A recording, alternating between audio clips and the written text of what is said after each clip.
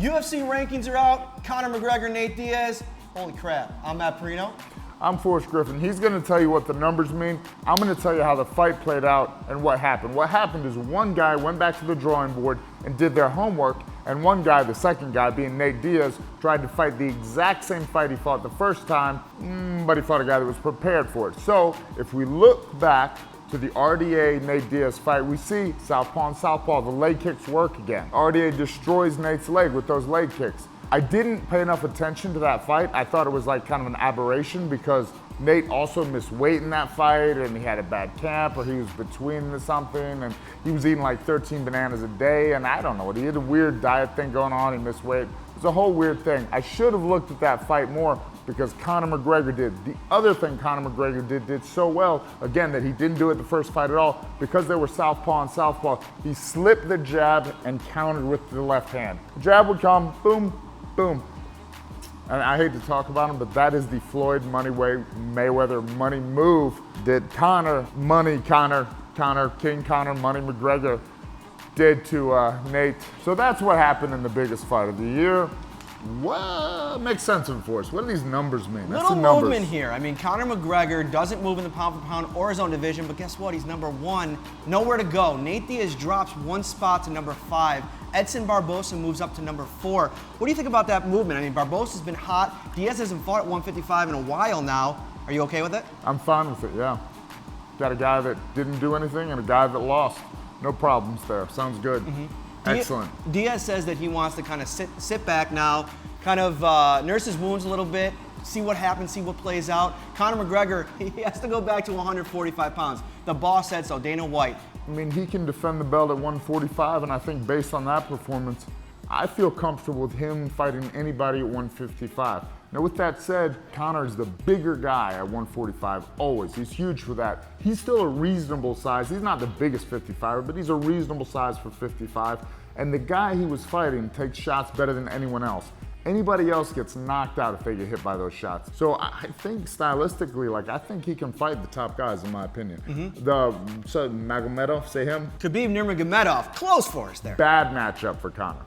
McGregor fighting at 170, where would he fit in at 170 pounds? I don't know, but there's a lot of guys in the mix for a title shot. Let's start with Donald Cowboy Cerrone. Takes out number 9, Rick Story. That's 3 in a row since moving to 170.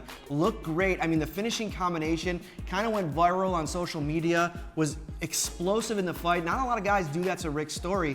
What do you think waits for Cerrone? Because he's talking about going back down to 155 for Alvarez, but he looks like a killer at 170. Well, he looks great at 170. Again, I think the water's a little more muddy for him at 170. There's more people to get through. At 55, you know the guy that has the belt. You know you've beaten that guy. You feel comfortable that you could do it again. I don't think anything's changed with the Alvarez or Cerrone. I think, if anything, Cerrone's may have gotten a little better. However, Dana likes Cowboy at the comfortable weight of 170, where he's a little healthier, and his performance has been great. So, I mean, I don't know. I think he's still stepping his way up through 170. There's a lot of 170-pounders that'd give him trouble. I kind of had to do a double take when the rankings came out at welterweight. Lorenz Larkin, who took out Neil Magny in very impressive fashion, he moves up. What do you think about that, Forrest? I even reached out to the Fight Metric guys. I said, is this kind of, perplexing to you guys or not really? And he said, no, not so much, because Magny has been very consistent. And this might be just one performance, but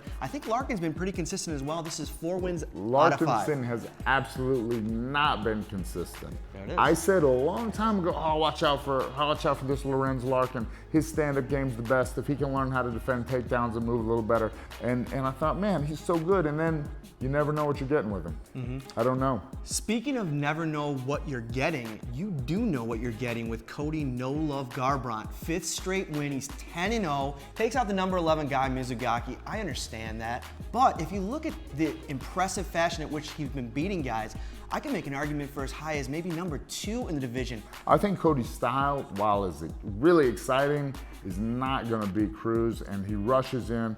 I think he's gonna take some damage, he could get hurt. I don't see him beating a Cruz. In the words of Joe Rogan, good googly moogly. That was crazy, okay? Anthony Rumble Johnson, stiff knockout of Glover Teixeira. I gave a great breakdown last week, YouTube it, of what would happen if I fought Anthony Johnson, and I think maybe Glover Teixeira looked a little too closely at that and kind of followed my game plan, because I also would have been knocked out in 13 seconds.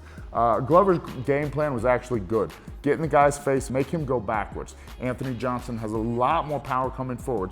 First thing Anthony Johnson said, I can fight going backwards. I got power going backwards. True, but it's less power. The other thing, he's trying to work Anthony Johnson to the fence to begin his clinch game. Anthony Johnson is such a bad dude that he didn't even get time to set his game up. I know Glover, I know there was a game plan, I know what he was doing, and he was, trying to wear him out, get a little blood in his arms, slow the fight down, especially in the beginning. He couldn't even get to him the first time to slow the fight down because Anthony Johnson is just such a bad dude. Everybody talks about his power, but what I saw too was, I knew he had the power. Speed. He was able to throw an uppercut from the floor faster than Glover could even see it coming. It was an incredibly fast punch. Again, it had to be fast, 13 seconds. My producer is not going to be happy about this because she doesn't like when we go too long, but I do have to hit Fight Night Vancouver. This weekend, we're going to Fox, 3 huge fights. I want to put Forrest on the spot in a second here, ask him what fight to look forward to the most.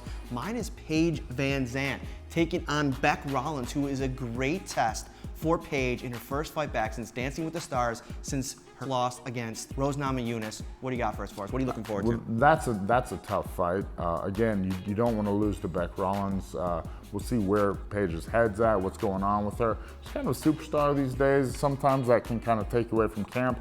But the fight I'm more interested in is the main event, Condit Maia. I think that this fight will be the exact same fight when we saw Damian Maia fight Roy McDonald. Damian Maia will go out, will smother, will hurt Condit in the beginning. Not hurt him physically, but wear him out, make him tired, maybe even take his back, take him to the ground. But Condit is a great wrestler, a great striker. I think he'll survive that and come back to beat Maia. This episode of the Rankings Report is brought to you by candidate Forrest, who, if you elect him, probably won't do anything. Things won't get worse. I mean, literally, what is the worst that could happen if I was president? Where can they get it? Vote, just don't worry about it, buying the shirt. Mostly just go on November 4th and vote for me. Write me in. I want to be president. I can do things and stuff.